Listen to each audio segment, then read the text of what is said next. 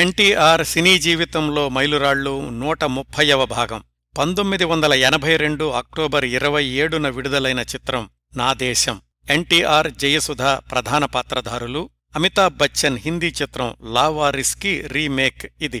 రాజకీయాల్లోకి ప్రవేశించే చివరి క్షణంలో ఎన్టీఆర్ అంగీకరించిన చిత్రం నా దేశం. చిత్ర నిర్మాణ సమయంలో ఎన్టీఆర్ పార్టీ ప్రచారంలో తీరిక లేకుండా ఉన్నారు. ఎన్టీఆర్ ఉదయం 4 గంటల నుంచి 9 దాకా పార్టీ పనులు, 9 నుంచి సాయంకాలం 6 దాకా షూటింగ్, మళ్లీ రాత్రి 11 దాకా పార్టీ పనులు చూసుకుంటూ కేవలం 19 రోజుల్లో ఈ చిత్రం షూటింగ్ పూర్తి చేశారు. ఈ చిత్రంలోని 6 పాటల్ని వేటూరి 2 రోజుల్లో రాస్తే చక్రవర్తి 5 రోజుల్లో రికార్డింగ్ పూర్తి చేశారు.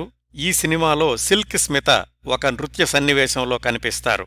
నా దేశం చిత్రం 11 కేంద్రాల్లో శతదినోత్సవాలు జరుపుకుంది. మరిన్ని ఎన్టీఆర్ చిత్ర విశేషాలు 131వ భాగంలో.